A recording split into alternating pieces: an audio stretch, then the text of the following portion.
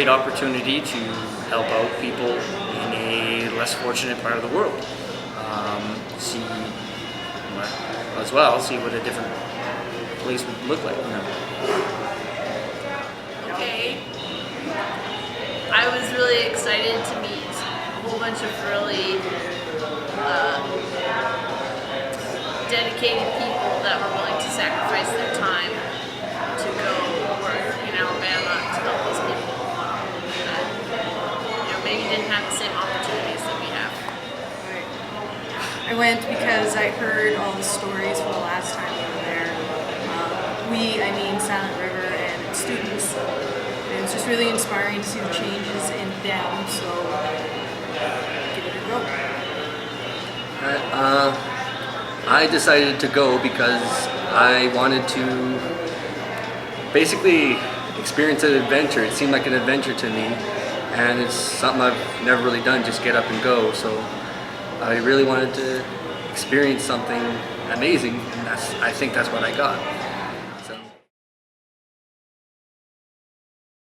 Okay, my first thoughts when I arrived in Alabama was how green it was. It was very luscious green. I couldn't believe, like, there's completely different vegetation there that I wasn't used to seeing, and going by some of the houses, it looked like it literally just comes out of a movie. A lot of them just are like they're straight out of a movie. I thought it was quite beautiful there. Well, yeah, it was muggy, I found. Yeah, well, pretty sucks. Okay. And I have to agree with Randy. The architecture was really neat. It was something different I'm not used to. I was more excited than anything. We just got down really tired, but just got down and we're ready to start something that we don't even know what to expect, really. The exact same answer was Okay, so it was exactly the same. It was the architecture. I found it very sad to say, but stereotypical, like Deep South, and Mr. and Mrs. Smith. That's the first thing I thought of. The movie. Yeah? Mr. and Mrs. Smith, yeah, that's pretty cool. The columns.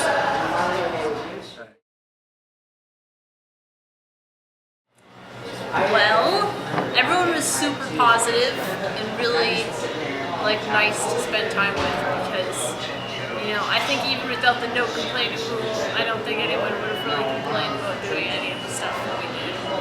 So that was pretty refreshing. Not only did no one complain, but everyone was so willing to help, drop everything at the drop of the hat, go and help out. Oh, we need help with this project. Okay, we're gonna go do that. Oh, we need help with this. Yeah, to the point where we almost got too much help. You couldn't even get the sentence out before someone actually came. Yeah, it was kind of nice. You asked for some help, like you said, it just overwhelmed with lots and lots of helpers. In 2 seconds, like, oh, now we don't need any more help. Please go help someone else now. But yeah. That's very helpful, very positive. Yeah, unbelievably positive people. And the talent. I was overwhelmed by the talent in that gym. Oh yeah. On one occasion. Every one of those people I was amazed how many great things some of the people have done there, and mainly how one family they look forward to it every year, and that's their vacation. And now that I've gone through it myself, I can see why. It felt like a vacation to me. Yeah. The working days. The locals, awesome. Well, yeah, friendly. Soft-spoken, very soft-spoken. Very appreciative. It was nice to walk down the street, smile at someone, they smile back and say thanks. Yeah.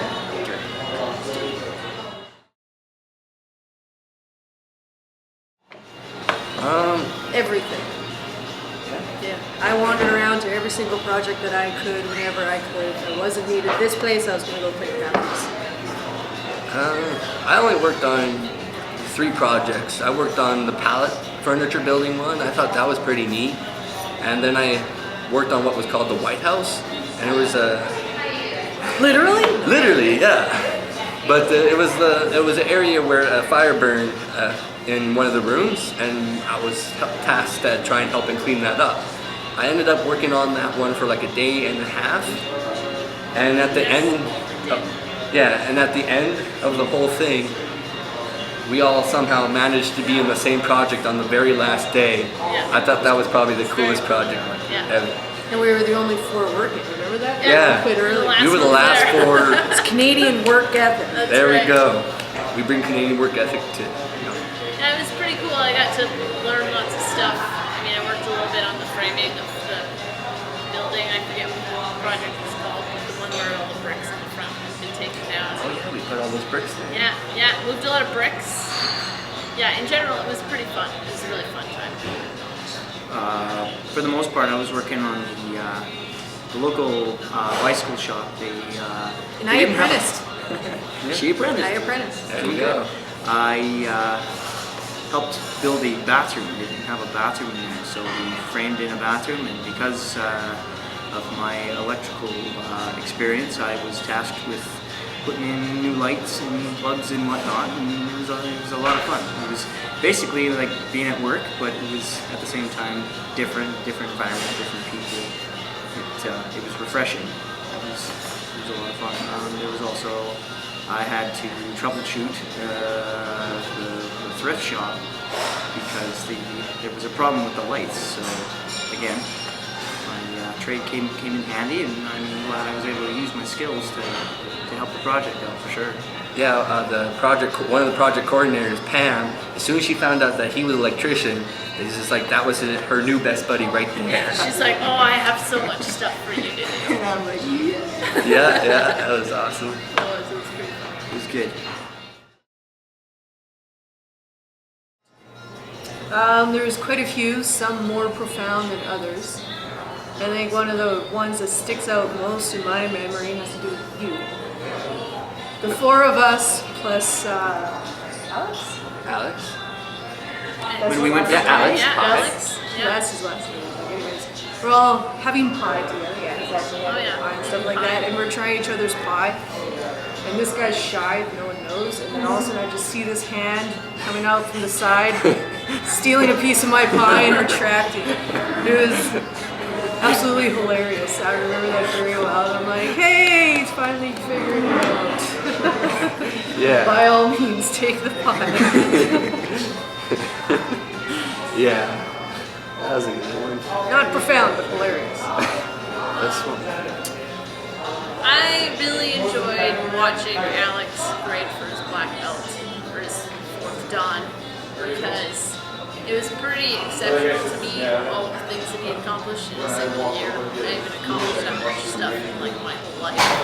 So it was really cool to be able to hear someone's story of all the work that they've put in to get there. And that cool book he had. Yeah. Yeah, that was I a- kept everything written down. Totally. Pages falling out. Yeah. it was Metal awesome. in there. It's totally awesome. That's cool. I'd say my favorite moment was probably when the end of the last day, when we all kind of got together and ended up working on the same project. I think, finally the 4 of us got to work together and, put our heads together and figure out stuff. We didn't have bonded. we didn't have a ladder long enough, so Randy and I had to go run around and find one.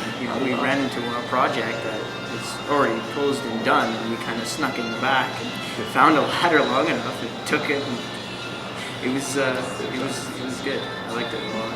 It was a nice little Burned treasure a lot hunt. of lights, don't tell him. The moment for me, like Kona said, there was many that we had, but one that definitely sticks out in my mind is playing cribbage. Dan brought a cribbage board with him to think maybe we might play, right?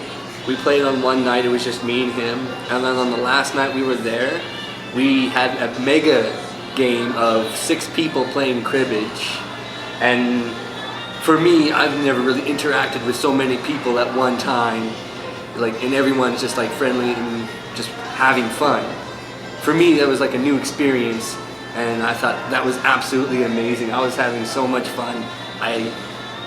we were sitting in the night playing cribbage In the middle of a parking lot. in the middle of the parking lot, sitting on the cement, and here we're just all everyone was getting cold and I was fine. No. And we had to make up the rules for 6-player crib. Yes, we were taking None rules of from us all different really knew what we were generations. doing exactly, so. Yeah, but none of the Americans knew what they were doing either. So. Yeah. They don't even play cribbage. It's not. And it's a game. okay. I got to win that one anyway, so yeah. I was close. You were close. I lost horribly. Yeah, You you did. did. Dan, you were Me, pretty Jared. close. Yeah, I was on Emily's Yeah, team. we were on Oh, the I forgot again. We were Team Awesome. Oh no, it was you and Jeremy. Me and Jeremy. Me and Alex. Yeah.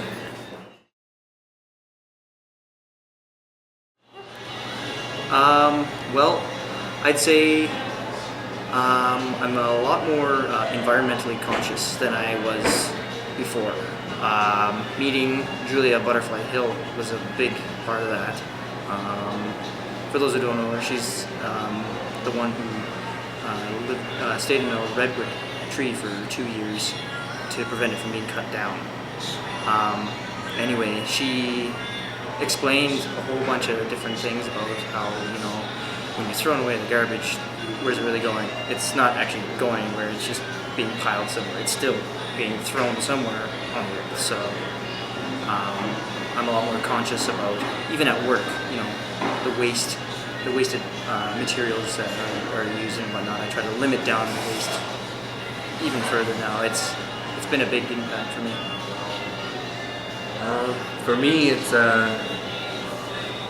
what I've taken from it is mainly how to live more in the moment of just enjoying every day. Because every day you wake up, you know what's going to happen. Well, you didn't know what was really going to happen. You didn't know if you were going to do the same project. You didn't know who you were going to work with. But you were already up for it. You wake up, you have your breakfast, you get ready, you go participate in the project they say you should go try and help. You do that, and then the whole entire time you're always in the moment. You have no other worries other than what you're doing. There's no bills you have to worry about. There's no job you have to worry about. It's just there. You're there to help a poverty-stricken area, and you're trying to make a difference. And it's just a little bit at a time, but with a lot of great people. So, yeah, living in the moment for me, that's what I've really taken from this. Well, for me, the best thing that I could have taken from that is that, like, people that are really conscious of their environment and the people around them, they don't just sit in my kung fu school at home, which is kind of the impression that I've always had. It's like once I stepped out of Fukun, I was like, the people are just, they're not as engaged in what's going on in life, and it was always really discouraging for me. And it was really nice to go someplace totally new, totally far away, with people from all over the place, and to know that there's people all over that are, have the same ideas and goals that I have. I was trying not to cough over it. One of the things I took home, I guess literally and mentally or something like that, is when Julia Butterfly Hill same thing. She was an amazing woman to meet, and she gave everyone that crystal. Remember? She gave everyone a little itty bitty piece of crystal with the idea that it took so much immense pressure to create it, and the more pressure, the clearer it was. So the point of that being, pressure in your life and the hardships in your life, if you look at it the right way, is only going to build you up. And so I really tried to take that and because you don't realize how much you have until you go to a place like that. You know what? Your problems aren't so bad, right? So that's really try to put things into perspective. It could be a lot worse. It could be a lot better. Everyone can win the lottery, but The guest speakers were pretty awesome. All of them. Yeah, very inspiring. So. And also, we one thing that we've definitely all four of us have taken back here is definitely we've become closer, all three of us. And 3 of us. 4 of us. 4. all of us have definitely become closer. All four of us. I really feel a better connection as friends. We have a clique now. Yeah, it's a click now. Yeah. But yeah, it was a nice bonding thing we did for sure. Oh yeah, I thought personally it was really neat to go with some black belts that I look at them and they're way up here in in terms of the kung fu and whatnot, and to be able to interact with them on more of a personal level and being able to just be friends with them and this and that. And it felt really good. I felt like one of the guys kind of thing. I like this. Every time we pick them. Yeah, well, that's good. It was like the frosh. One of the guys, Yeah. Until you That's good. become one of the guys. No, it was good. Everyone. Yes. It was a very inspiring experience that changed my perspective on a lot of things. So I think it could be a positive experience for pretty much anybody.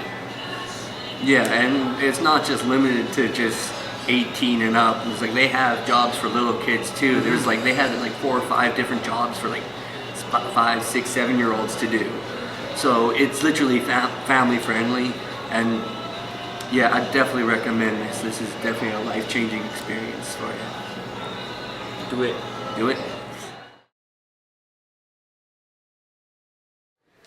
How did you get involved with the Alabama Build Venture? That's a long answer. I've always been a friend of Tom Callos for a long time, and I've always followed his work very closely. So back in 2007, I had an experience that got me thinking about the martial arts and what our value is in the martial arts. And the martial arts is a very testosterone-orientated industry, so Yeah. I didn't really feel like I fit in. I wanted my students to aspire for more than just kicking and punching. And at that time, Tom Callos had started an organization called The 100, and it consisted of 100 martial arts leaders who were committed to global change. And so I contacted Tom that day, and we had a long conversation, and I became part of that organization. And as I got more entrenched in that organization, I started following his other project, the Ultimate Black Belt Test. And one of the projects of the Ultimate Black Belt Test was what he called the Alabama Build Venture. And Tom convinced me that it would be a good experience for me to attend. And so I think it was 2008 was my first trip out to Greensboro, and that was the beginning of everything. Yeah. After attending the Alabama Build Venture, did it change you in any way? If so, how? Wow, yes, in multiple ways. The first thing it did is, I like to use the term, actually Samuel Mockbee coincidentally coined this term, or one of his students did, about removing the abstraction of poverty. For me, growing up in Canada, ironically, the only place I've ever seen extreme poverty has been in the United States. I remember my first trip to Chicago. I was shocked at how poor some of the people were there. I'd never seen that in Canada. And then going to Greensboro, the intensity of the poverty was beyond anything I could imagine. It was like 10 times worse than what I had seen in Chicago. And for me, that changed a lot of things, because we all say we understand poverty, but you really don't understand it. It remains an abstraction until you experience it firsthand, like I did in Greensboro. The other aspect where Greensboro really changed my life was the people that I met. Very specifically for me was Master Dave McNeil. He's one of the highest ranking black belts in the world, and definitely in North America. And he became a great friend that trip, and he's been my mentor ever since. the compassion that he has and his engagement is something I strive to match. Like when Master Dave talks to you, you're the whole world to him. He's an amazing individual, and that was the second biggest factor, I think, for me, what changed me by going to Greensboro. Yeah. All right. How did you feel when 4 of your students went to the Alabama Build Convention? I was very proud, but really excited because, like I said about the abstraction of poverty, I come back from Alabama and all my students, you guys could all see my passion for it and how it had affected me, but yet you couldn't quite grasp it. And I knew if you guys went there, it would change everything for you guys. And I figured, I'm hoping this is the beginning of something really special in the school, that every year that we're able to send a crew down there. And now that there's been, multiples of us that have been down there, any one of you guys can lead another group on your own and show them the ropes there. But I think it's a very important part of our curriculum now. All our empathy projects and everything goes about developing the entire martial artist. I think the Alabama trip is probably one of the most powerful that we have. So definitely very excited. Okay, because I would definitely say feeling like the passion and feeling the empathy towards something. Like when you came back from Alabama, it's like you were all pumped up and you were just like, it was for us, it's like, okay, he had a good time. It's like, good. Yeah. It's hard to tell someone how awesome it really was and how life-changing it really is until you go yourself. But I've always been kind of curious. I know me personally, I was curious and going. So finally going, it was definitely life-changing, and everything you said did accomplish. Yes. Yeah, and it's, you try to describe to somebody you're sleeping on the floor in a sleeping bag. You work hard all day. You have no control over your schedule, things like that. That doesn't sound like a great time. But so you don't mind it though. Well, no, you don't. And it's like you and I talked earlier about, that you're truly in the moment when you're there. And I think we have an advantage because, we're traveling the biggest distance out of anybody that's there. We're traveling the biggest distance. We're the farthest away from home, family, all our comforts. So we have no choice but to be totally absorbed. We have no distractions. And that's really adds to the intensity of the experience. Did you guys have the same rules too when you went there? No complaining? Oh, yeah. Okay, yeah, so that's the rule that's standard. Yeah, that's standard. Okay. I thought it was funny when they said no complaining, but I thought it was interesting because I never really had a reason to complain about anything because, yes, the living arrangement was bad. We had slept in a sweaty, humid gym sometimes, and the walls were literally sweating sometimes. Yeah. So we had to move away a little bit so our stuff wouldn't get wet. Yeah. But if anything, I didn't get the best sleep. Sometimes there was one night I woke up 5 times. If anything, every night I always woke up. Yeah. Right? I mean, 2 or 3 times. But you know what? I was ready to go for the whole day. And that's what that place can do for you, right? Absolutely. Yeah. I totally agree.